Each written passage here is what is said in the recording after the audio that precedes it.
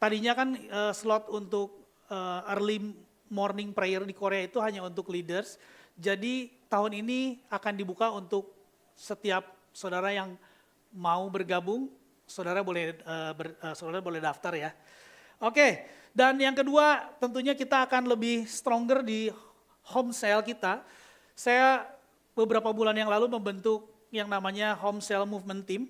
Jadi Home Cell Movement ini yang akan membantu kita, terdiri dari beberapa orang yang akan menjadi mata, telinga, hati, yang akan datang ke setiap home cell untuk melihat, mendengarkan, mengevaluasi, mensupport, mengequip setiap home cell kita, supaya home cell kita punya standar yang baik, punya kualitas yang baik, dan semakin hari home cell itu bisa jadi blessing buat home cell, anggota-anggota home cell-nya. Dan yang ketiga tentunya kita akan stronger di dalam pembapaan, fathering. Jadi beberapa waktu yang lalu saya mendengar cerita bahwa seorang istri datang ke seorang psikologi dan menceritakan masalahnya suaminya, dan setelah singkat cerita si psikolog ini bilang bahwa masalah dari suami Anda itu adalah salah pola asuh. Oh jadi gimana? Tapi problemnya jadi lebih berat ketika masuk ke pernikahan. Dia bilang gini, solusinya cuma satu, reparenting. Jadi perlu dibapai kembali.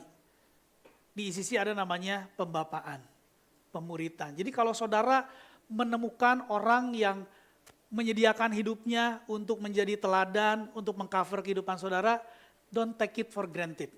Oke, karena itu penting buat setiap saudara. Yang terakhir, kita akan lebih stronger dan sharper di dalam doktrin. Jadi nanti saudara akan menemukan bahwa tahun ini akan sedikit berbeda dari tahun-tahun sebelumnya, baik secara tema maupun format firman Tuhan yang mungkin nanti akan berkhotbah di sini akan berbeda-beda, mungkin akan ekspositori, mungkin akan tematik, mungkin nanti kita akan membahas, Matius 1. Nanti minggu depan itu misalkan Matius 2 dan seterusnya. So it's gonna be awesome. Jadi kita nggak publish dulu, tapi itu akan terjadi. Dan kalau saudara tahu spiritual journey, kita akan ada namanya spiritual journey extension. Jadi nanti akan dikasih tambahan buat setiap jiwa baru yang ingin belajar lebih dalam, nanti akan ditambahkan ada sedikit extension. Dan kita akan eksekusi Me and My Bible. Jadi buat setiap saudara yang rindu ingin belajar Alkitab lebih lagi secara global, kita akan buat namanya Me and My Bible. Akan segera kita rilis, kemungkinan mungkin bulan Februari ini kita akan mulai. Jadi kita bahkan di ICC Jakarta kita buat namanya Faith Foundation Class khusus buat new believer from different background. Jadi buat yang berasal dari different background, kita sedang menggodok, menyelesaikan untuk membuat kayak small class untuk kita belajar bersama dan berdiskusi bersama. Nanti yang ngajarnya adalah setiap pastor yang ada di ICC Jakarta. Dan tentunya untuk mempertajam doktrin ini, semua staff pastor yang ada di ICC Jakarta semuanya sekolah lagi. Semuanya sekolah, harus. Jadi nggak cuma saya, semua. Pastor Yudi lagi lanjut, Pastor Sandi lagi lanjut, Pastor Ricky lagi lanjut. Semua, Net juga lanjut, semua harus lanjut. Oke? Jadi semua sekolah. Amin. So, are you happy with this? Oke. So hari ini saya akan membahas satu budaya kerajaan Allah yang digambarkan dengan sangat baik oleh pribadi kehidupan Yesus. Firman Tuhan hari ini saya beri judul Kingdom Culture.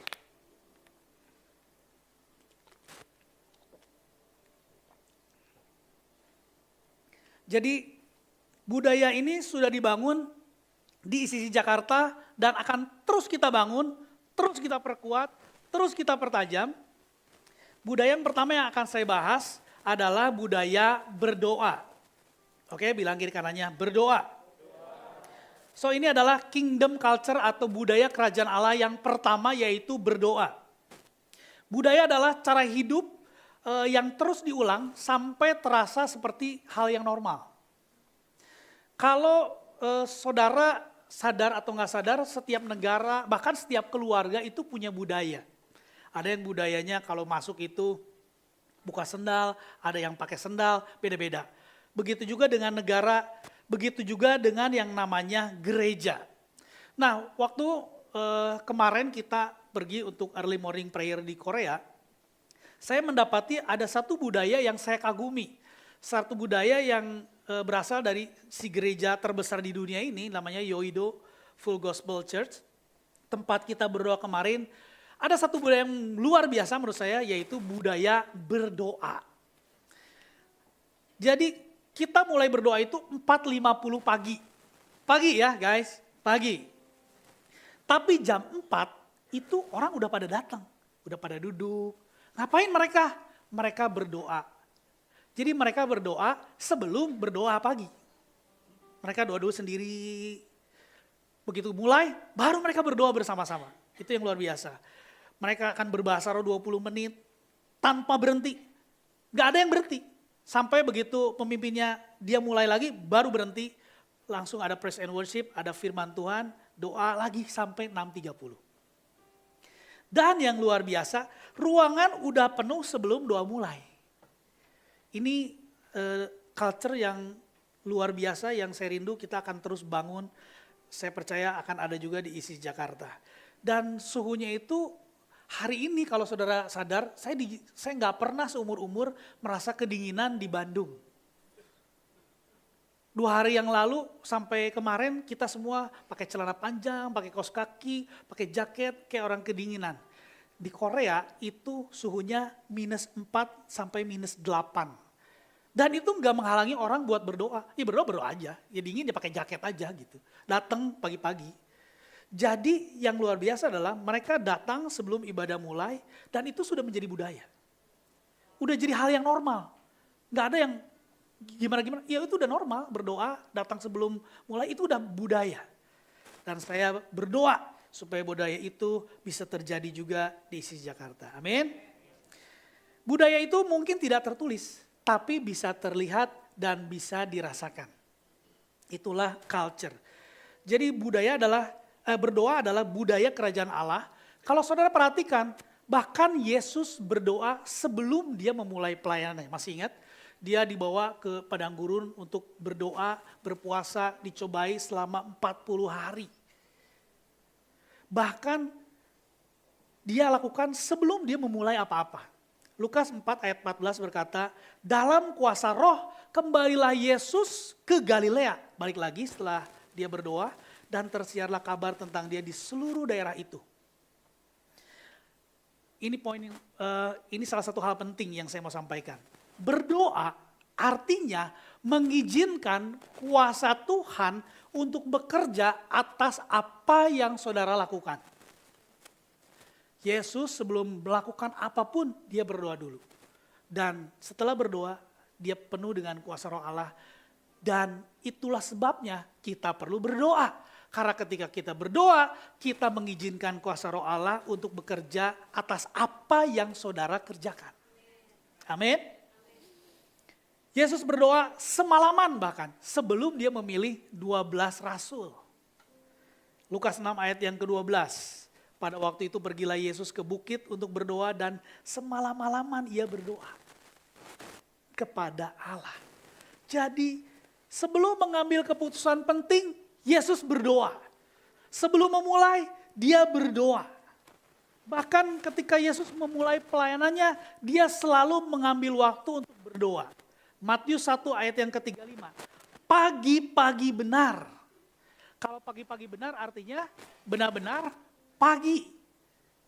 Jadi kenapa orang di Korea berdoanya pagi-pagi benar? Yang ngikutin Yesus. Pagi-pagi benar. Itu benar-benar pagi tuh. Bangunnya juga butuh kekuatan. Wah gitu ya. Waktu hari masih gelap, ia bangun dan pergi keluar. Ia pergi ke tempat yang sunyi dan berdoa di sana. Yesus berdoa. Yesus loh ya, yang Tuhan, yang jadi manusia, dia berdoa. Artinya gini, berdoa sebelum bekerja adalah sikap yang mengutamakan Tuhan. Jadi kalau sebelum saudara melakukan apa-apa, saudara cari Tuhan, saudara berdoa, artinya saudara sedang mengutamakan Tuhan. Ayatnya masih ingat Matius 6 ayat 33, kita baca bersama-sama, 2, 3. Tetapi carilah dahulu kerajaan Allah dan kebenarannya, maka semuanya akan. Gimana cara cari kerajaan Allah dan kebenarannya? Carilah dahulu, artinya kita mengutamakan, memprioritaskan Tuhan. Sebelum bahkan kita melakukan ini dan itu, mengecek WhatsApp, apa segala macam, cari Tuhan dulu, berdoa pagi-pagi benar.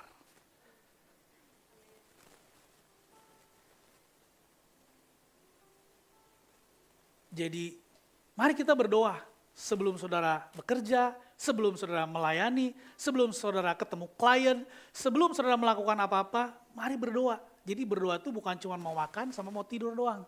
Tapi mari berdoa sebelum semuanya dimulai, saudara berdoa. Dan ini yang luar biasa.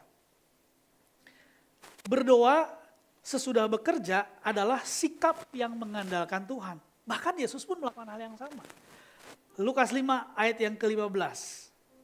Tapi kabar tentang Yesus makin jauh tersiar dan datanglah orang banyak berbondong-bondong kepadanya untuk mendengarkan dia dan untuk disembuhkan dari penyakit mereka. Akan tetapi, lihat, ia mengundurkan diri ke tempat yang sunyi dan Yesus loh. Ini adalah budaya kerajaan Allah yang dipraktekkan langsung oleh Yesus, berdoa. Bahkan ketika dia sedang melayani, dia berdoa. Sesudah beres, dia pergi, dia berdoa. Kenapa? Karena Yesus tahu bahwa direction itu datangnya dari Tuhan. Kuasa itu datangnya dari Tuhan. Dan Yesus sedang menunjukkan sikap yang mengandalkan Tuhan. Pertanyaannya, apakah kita berdoa? Apakah kita berdoa sebelum kita memulai hidup kita? Apakah kita berdoa sesudah kita bekerja? Saudara, setelah bekerja, setelah saudara ketemu dengan klien, setelah saudara mungkin memberikan sebuah proposal, kenapa nggak dibawa lagi, kita doain lagi, Tuhan tadi saya udah ketemu orang ini, berdoa di dalam nama Yesus, diberkati, kenapa nggak kita doain lagi? Itu cara kita untuk mengandalkan Tuhan.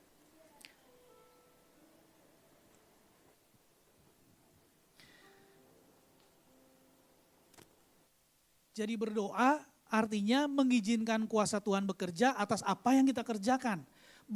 Berdoa sebelum bekerja artinya saudara mengutamakan Tuhan. Berdoa setelah saudara bekerja artinya saudara mengandalkan Tuhan. Sekarang siapa yang perlu kita doakan? Yang pertama diri sendiri udah pasti. Kita perlu berdoa buat diri sendiri. Itu tugas kita. Berdoa untuk tujuan hidup saudara. Saudara berdoa untuk panggilan hidup saudara. Saudara berdoa untuk keputusan-keputusan yang saudara ambil sama seperti Yesus mengambil keputusan. Berdoa buat keluarga, pekerjaan, pelayanan, ketajaman saudara. Berdoa buat hikmat untuk menjadi pemimpin, untuk menjadi orang tua yang bijaksana. Kita perlu Tuhan. Mari bangun kehidupan doa kita dengan kuat. Karena berdoa itu adalah bukti bahwa kita mengandalkan Tuhan, bahwa kita punya kerendahan hati bahwa saya nggak bisa tanpa Tuhan. Amin. Yang kedua, siapa yang perlu kita doakan? Orang lain. Yakobus 5 ayat yang ke-16. Karena itu hendaklah kamu saling mengaku dosamu dan saling mendoakan. Supaya apa? Supaya kamu sembuh. Firman Tuhan ngasih tahu gini, mari berdoa buat orang lain, bukan ngomongin orang lain. Saya ulangi lagi ya, mari berdoa buat orang lain, bukan ngomongin orang lain. Ngomongin orang lain gak ada ayatnya, tapi mari saling mengaku dosa dan saling mendoakan, bukan saling ngomongin. Gak ada kan? Saling mendoakan bukan saling ngomongin. Saudara berdoa buat pasangan saudara. Buat anak-anak saudara, saudara doain supaya mereka tumbuh jadi anak-anak yang takut akan Tuhan. Berdoa buat orang tua saudara, berdoa buat saudara-saudara seiman saudara, anggota home cell saudara mungkin. Buat home cell leader saudara, buat para pastor mungkin saudara doain. Pray for them. Jadi mari berdoa buat pasangan saudara. Jangan ngomongin pasangan saudara ke orang lain. Kalau saudara ngomongin pasangan saudara ke orang lain, nanti akan terjadi hubungan-hubungan yang tidak diinginkan. Nanti kalau kita cerita hal-hal yang buruk soal pasangan kita ke orang lain, nanti kita merasa emosional need kita terjawab. Dan yang diceritain, yang dicurhatin akan merasa jadi juru selamat. Wah, gua gitu. Saya suka aneh. Kalau di sosial media ada yang, wah ketahuan affair. Udah gitu ditanya, suruh siapa kamu tidak bisa mengurus suami kamu? Suruh siapa? Oh kok bingung? Ini jadi kayak membingungkan. Kenapa? Karena kita nggak berdoa buat orang lain, buat pasangan kita. Yang kita lakukan malah ngomongin pasangan kita ke orang lain. Itu yang membuat hal jadi makin runyam. Kalau member home cell saudara, home cell leader saudara punya kelemahan, mari doakan mereka. Jangan ngomongin mereka. Saudara tahu gak bedanya ngomongin orang dengan memberikan masukan? Contoh ngomongin orang. Kalau saudara merasa home cell leader saudara itu kurang punya waktu dengan saudara, atau bapak rohani saudara kurang punya waktu dengan saudara, sementara dengan yang lain dia ketemuan, fellowship, yang saudara lakukan adalah saudara meminta waktu buat ketemuan dan tanyain langsung. Bukannya cerita, kita malah cerita ke orang lain, iya nih home cell leader gua, kalau sama dia aja ketemuan, ngajak fellowship, ngajak makan, gua gak pernah diajakin. Itu jadinya ngomongin orang lain. Itu jadinya gospel, gosip pelayanan. Bukan gospel adalah kabar baik, ini kabar buruk. Kenapa gak kita tanya langsung dengan kerendahan hati? Boleh dong. Mungkin dia ketemuan sama orang-orang di home cell saudara itu. Karena mungkin anggota home cellnya memang proaktif, ngajak ketemuan yuk, kita makan yuk. Sementara saudara mungkin diajakin, aduh gak bisa sibuk. Mungkin. Jadi please, feedback datang dari hati yang mengasihi, yang ingin orang itu maju. Tapi ngomongin orang datang dari hati yang gak baik. Yang cuman pengen nyampah atau cuman pengen ngomongin orang. Jadi saudara mungkin pernah dengar apa yang keluar dari mulut saudara itu asalnya dari hati. Jadi kalau hati saudara busuk, keluarnya juga busuk. Kalau hati saudara baik, keluarnya juga akan baik. Jadi saudara gak bisa bilang, saudara ngomongnya busuk tapi sebenarnya hatinya baik. Nggak bisa, itu nggak sinkron. Kalau hati kita baik, kata-kata kita juga baik. Kalau jelek, keluarnya juga jelek. Itu udah hukumnya. Dan orang cenderung berkumpul dengan orang yang memiliki kesamaan. Orang yang suka saham pasti akan ngumpul dengan orang yang suka saham. Orang yang suka kripto akan ngumpul dengan orang yang suka kripto. Orang yang baik akan berkumpul dengan orang yang baik. Orang yang suka julid akan berkumpul dengan orang yang julid. Jadi pertanyaannya adalah, dengan siapa kamu berkumpul dan apa yang kamu bicarakan? Itu menentukan saudara di kumpulan orang berhikmat atau jangan-jangan ada di kumpulan pencemooh. Firman Tuhan bilang, jangan sampai kamu berdiri di dalam kumpulan pencemooh. Pencemooh itu apa? Tukang ngomongin orang, merasa diri paling benar. Sementara firman Tuhan suruh bilang, doain, bukan diomongin. Amin. Kenapa sih orang kok lebih suka ngomongin dibanding memberikan feedback, apalagi ngedoain? Karena ngomongin orang itu jauh lebih gampang. Cuman punya mulut doang cukup, dah gak usah mikir, bisa. Tapi untuk memberikan feedback, itu butuh nyali, butuh hati, dan butuh pikir gimana ya caranya untuk menyampaikan ke orang ini, sehingga orang yang mendengarkan ini mendapatkan kasih karunia dan dia lebih baik. Betul? Makanya orang lebih suka ngomongin orang, karena lebih gampang. Gak usah mikir.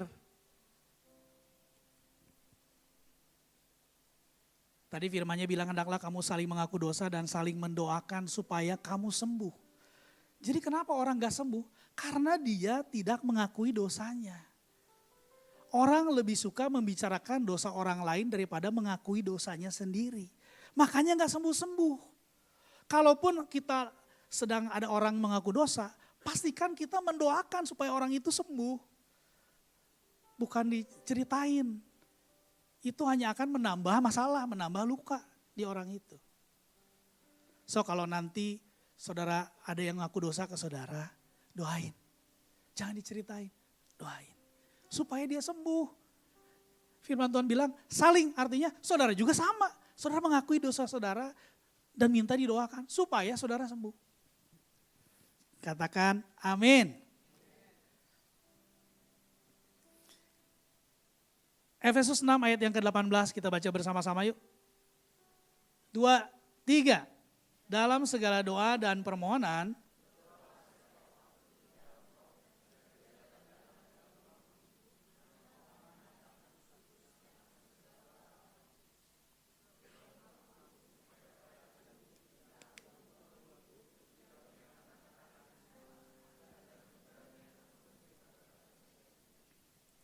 berdoalah setiap waktu. Berjaga-jaga di dalam doamu. Bahkan dibilang untuk segala orang kudus. Juga untuk aku kata Paulus. Kenapa? Karena sometimes menjadi seorang pemimpin itu kadang-kadang gak mudah. Menjadi seorang home cell leader itu gak mudah saudara. Menjadi seorang gembala itu gak mudah. Sedikit cerita. Satu minggu ini satu minggu yang cukup berat buat saya. Nggak mudah. Ngedengar jemaat kebanjiran. Bahkan salah satu toko yang kita punya itu juga kebanjiran, kerendam semua. Bahkan di minggu yang sama, saya harus mendengarkan bahwa harus melihat kenyataan bahwa salah satu rekening bisnis saya dibobol. Oleh hacker dibobol. Ludes semua uangnya. Di minggu yang sama tiba-tiba Pak, kok saya kepalanya pusing begitu ditensi, kok tensinya tinggi saya bilang. Dan seterusnya, dan seterusnya. So sometimes hidup itu enggak mudah. Seringkali kita perlu didoakan. That's why berdoalah untuk home cell member saudara, untuk home cell leader saudara, untuk pastor saudara. Karena pemimpin saudara itu adalah target utama. Trump sampai bilang gini sama Iran, kalau Iran berhasil membunuh saya akan membumi hanguskan Iran. Kenapa Iran nyarinya Trump? Iya karena dia kepalanya. Kalau saya jadi iblis nih, saya tentunya akan mencari pemimpinnya. Karena kalau ininya bisa dikalahkan, maka yang sisanya beres. So berdoalah buat pemimpin-pemimpin saudara. Daripada saudara ngomongin pemimpin saudara, doain. Ini alasannya. Kenapa kita perlu saling mendoakan. 1 Petrus 5 ayat yang ke-8. Sadarlah dan berjaga-jagalah, lawanmu si iblis berjalan keliling seperti singa yang mengaum-ngaum, mencari orang yang dapat ditelannya. Saudara, orang Kristen yang rapuh adalah orang Kristen yang tidak berjaga-jaga dan terpecah-pecah sehingga mudah banget dikalahkan. Makanya dibilang sadar, berjaga-jagalah. Kenapa? Karena di luar itu sebenarnya ada yang lagi mengintai kita. Makanya kita perlu saling mendoakan. Saudara tahu seekor rusa itu sebenarnya suka membentuk namanya alert circle atau lingkaran kewaspadaan. Jadi kalau mereka lagi pergi, mereka akan pergi bersama-sama, ketika mereka makan, mereka akan membentuk sebuah lingkaran. Kayaknya sih lingkarannya keluar, tapi nggak apa-apa lah. Jadi rusa-rusa itu akan menghadap keluar, akan saling membelakangi. Kenapa? Tahu nggak kenapa? Supaya kalau tiba-tiba ada singa, singa kabur dia bisa lolos. Ada buaya darat, langsung jalan. Buaya darat ya tadi. Jadi dia bisa langsung segera alert, berjaga-jaga. Nah kebayang gak? Kita nih kalau gak sadar berjaga-jaga saling mendoakan. Mangsa gampang, gak usah dikejar, bentar lagi jatuh nih lihat nih. Bentar lagi jatuh, pasti gitu. Tapi kalau kita saling mendoakan, bukan saling membicarakan, itu akan sulit. Seperti rusa yang alert. Tapi coba ada rusa yang, lo tau gak sih itu? itu kemarin, gak bener banget. Emang situ mah gak bener. Dimakan aja sama buaya. Begitu biasanya. That's why kita perlu saling mendoakan. Amin. Saya pengen tanya dong, berapa banyak di sini yang suka mendoakan saya? Sedih, hati saya sedih. Ternyata enggak ada ya. Oh ada, oke, ada beberapa. Oh, ada menghibur, anak saya, oke, puji Tuhan. Coba ulangi lagi, siapa yang suka membicarakan saya? Enggak ada yang ngaku. Oke. Jadi mari berdoa. Please, we need your prayer, oke? Mari kita saling mendoakan.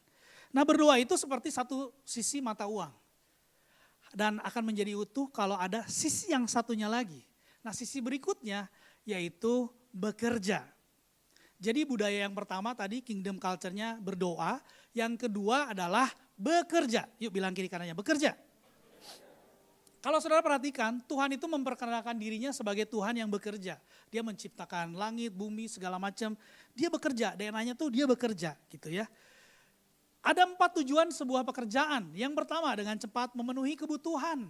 Of course ya, memenuhi kebutuhan. Karena pekerjaan biasanya memberikan penghasilan, kestabilan, keamanan. Itu wajar. Tapi mari jangan berhenti sampai di situ.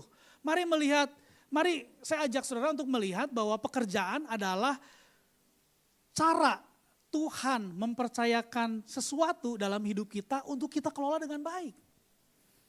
2 Tesalonika 3 ayat yang ke-10. Jika seseorang tidak mau bekerja, janganlah ia makan. Jadi kalau suaminya, udah makan Pak? Belum? Udah kerja Pak? Belum, gak usah makan. Yang kedua, memaksimalkan potensi. Pengkhotbah 9 ayat yang ke-10. Segala sesuatu yang dijumpai tanganmu untuk dikerjakan, kerjakanlah itu sekuat tenaga. Segala sesuatu, artinya apapun. Apapun. Di dalam keluarga, bekerja, pelayanan, apapun, kerjakan dengan sekuat tenaga. Karena kerja adalah kesempatan untuk mengembangkan talenta saudara. Kenapa kita mungkin belum tajam? Karena mungkin kita tidak pernah mengeluarkan potensi terbaik kita. Mungkin kalau kita dikasih kesempatan, dikasih tanggung jawab, kita nggak memaksimalkannya. Tanggung jawab kita minim, integritas mungkin masih dipertanyakan, kerjanya lambat, nunggu ditanya, baru report, ditekan sedikit, mental health, resign aja. Nggak heran kalau potensi kita belum keluar maksimal.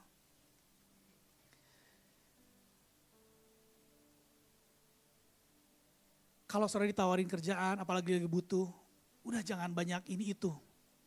Terima dulu.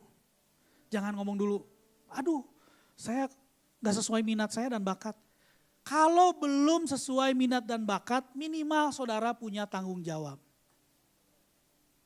Itu lebih baik. Karena itu semua dimulai dari tanggung jawab. Banyak kemampuan yang saya miliki itu lahir karena saya menerima tanggung jawab. Kalau saya nggak tahu, saya nanya. Kalau nggak ngerti, ya minta tolong. Kalau kurang pinter, belajar. Kalau nggak, kita akan jadi orang yang nggak tajam tapi sombong gitu loh. Saya nggak tahu kalau dulu ternyata saya bisa masak, ternyata saya punya lidah yang sangat presisi. Saya nggak tahu kalau saya punya kemampuan berbisnis, berinvestasi, saya nggak tahu. Tapi semua itu saya mulai dapatkan ketika saya mengambil tanggung jawab. Saya nggak pernah tahu bahwa saya punya kemampuan mengajar, memimpin, berbicara. Saya nggak tahu. Tapi salah satu contoh kekuatan kepemimpinan alami saya menurut pendekatan kepribadian. Jadi Pastor Jeffrey Tresna waktu itu menggambarkan, ternyata kemampuan alami kepemimpinan saya adalah strategic thinking. Yang kedua adalah detailing. Tapi ada satu kemampuan yang tidak wajar dia bilang, yaitu kemampuan directing atau direction, memberikan arahan. Itu bukan pemilik atau orang yang punya kepribadian seperti saya, cermat, stabil. Lalu dia ditanya, lalu saya cerita bagaimana saya memulai pelayanan, mulai bekerja, baru dia mengerti, oh pantas dia bilang, pantas, gak heran. Artinya gini, kalau saudara dapat dipercaya, maka Tuhan dapat mempercayakan kapasitas yang melebihi kemampuan alami saudara. Ada amin? Berikutnya, pekerjaan itu membuka kesempatan. Kerja dengan spirit of excellence membuka peluang baru bagi diri dan orang lain. Amsal 22 ayat 29, yuk kita baca bareng-bareng. 2, 3, pernahkah engkau melihat orang yang cakap dalam pekerjaannya?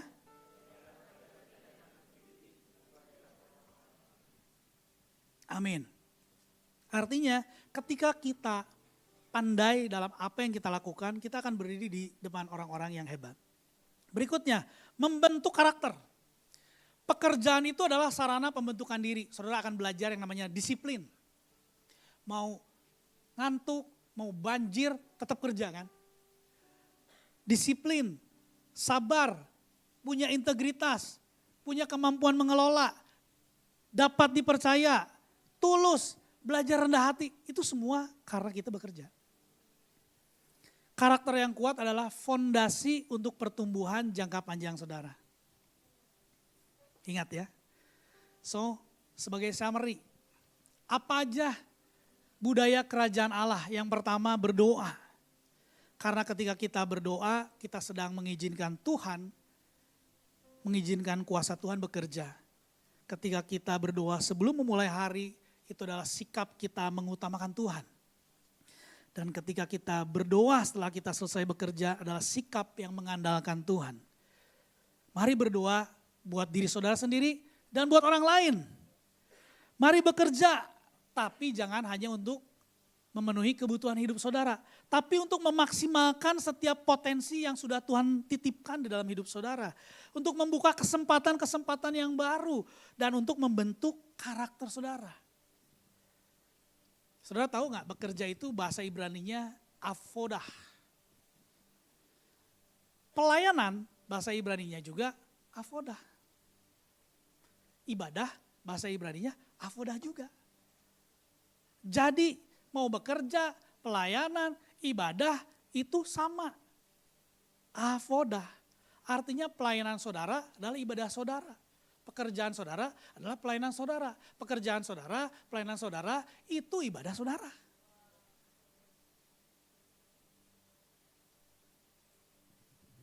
Ayat terakhir, Roma 12 ayat 1. Karena itu saudara-saudara demi kemurahan Allah aku menasihatkan kamu supaya kamu mempersembahkan tubuhmu sebagai persembahan yang hidup. Saudara tahu kenapa Tuhan meminta kita mempersembahkan tubuh? Bukan mempersembahkan kambing, domba, merpati, babi sih enggak ya jarang. Tubuh, kenapa mempersembahkannya tubuh? Sebagai persembahan yang hidup. Karena yang namanya persembahan pasti udah enggak ada nyawanya. Mesti dimatiin dulu baru dipersembahkan, betul? Tapi kita adalah persembahan yang hidup. Kita menaruh diri kita sebagai persembahan, sebagai manusia yang hidup. Artinya apa? Orang yang hidup itu dia punya keputusan, punya pilihan. Tapi dia memilih untuk mempersembahkan hidupnya untuk Tuhan. Ketika kita mengasihi seseorang, ketika saya mencintai istri saya, memilih istri saya, itu bukan karena tidak ada lagi wanita di dunia ini. itu namanya bukan cinta sejati. Cinta sejati itu saya memilih, walaupun banyak pilihan lain. Tapi saya memilih, itu namanya cinta sejati karena pilihan. Saudara ada di mezbah itu karena pilihan yang saudara putuskan karena saudara mengasihi Tuhan. Jadi pakai hidup saudara, pikiran saudara, semua hal yang saudara punya sebagai persembahan yang hidup, yang kudus kata Tuhan, yang berkenan kepada Allah. Itu adalah ibadahmu yang sejati. Artinya gini, ketika kita mengangkat tangan untuk menyembah, kita sedang beribadah. Ketika kita turun tangan untuk bekerja, kita sedang beribadah. Ketika kita dengan ringan tangan melayani, kita sedang beribadah. Apapun yang kita lakukan, lakukan dengan segenap hati, dengan segenap kekuatan kita. Amin. Terakhir, this is my closing statement. Bukan statement ya, mana apa diagram. Jadi ini saya lagi saat teduh waktu itu sekitar Agustus 2024, Tuhan mengajari saya tentang hal ini. Tentang berdoa dan bekerja. Saudara lihat, yang vertikal itu berdoa, yang horizontal itu bekerja. Jadi kalau saudara berdoa dan bekerja, itu bahasa Latinnya adalah ora et labora. Orare itu berdoa, et itu dan, labore itu artinya bekerja. Makanya ada istilah ora et labora, saudara mungkin pernah dengar ya. Karena kita berdoa dan bekerja. Oke? Tapi ada juga tipe orang yang berdoa, tapi dia gak mau kerja. Ya, dia berdoa, tapi dia gak mau kerja. Maka sikap yang dihasilkan adalah sikap yang malas. Ada juga orang yang kerja, tapi dia gak berdoa yang sebelah sini. Maka sikap yang dihasilkan adalah sombong, mengandalkan diri sendiri. Tapi yang luar biasa juga ada yang sebelah sini. Udah gak mau doa, gak mau kerja. Sikapnya apa? Ngandelin orang lain. Tuhan ngajarin gini. Ketika kamu berdoa dan bekerja, itu disebut ora et labora. Tapi kalau kamu berdoa doang tapi kamu malas kerja, itu bahasa Latinnya ora iso. Karena itu akan membuat dirimu jadi malas. Tapi kalau saudara kerja, tapi saudara gak mau berdoa, orang ngerti. Bahwa sebenarnya berkat itu datang dari Tuhan. Susah payah kamu tidak menambahkannya. Percuma kamu berdiri katanya duduk sampai jauh malam-malam. Kalau bukan Tuhan yang membangun rumah, sia-sialah kamu membangunnya. Orang ngerti dia. Makanya sikapnya sombong dan mengandalkan diri sendiri. Tapi orang yang gak doa, gak mau doa dan gak kerja. Ini ora sudi namanya. Karena dia akan mengandalkan Tuhan. Nah yang Tuhan inginkan dari kita adalah kita membangun culture berdoa dan bekerja. Dengan saudara berdoa, saudara akan menjadi lebih kuat. Dengan bekerja, saudara akan menjadi lebih tajam. Karena saudara sedang mempertajam potensi saudara. Dan berikutnya saudara akan berbuah. Makanya disebut ora et labora. Yesus itu berdoa. Sebelum, sedang, sesudah, saya undang para musician. Yesus itu berdoa ketika dia lagi melayani, sedang melayani, sesudah melayani. Tapi Yesus tidak memilih hanya untuk berdoa saja. Dia juga bekerja. Dia berdoa tapi juga bekerja. Dia tidak hanya bekerja karena dia tahu bahwa berdoa tidak menggantikan tanggung jawab dia untuk bekerja. So hari ini ICC saya encourage saudara. Supaya kita membangun dua budaya kerajaan Allah yang sangat penting dalam kehidupan kita. Yang udah Yesus tunjukin, contohin. Yang pertama berdoa, yang kedua bekerja. Saya berdoa supaya hidup saudara semakin kuat, semakin tajam, dan menghasilkan buah. Sehingga hidup saudara dapat dinikmati banyak orang. Amin.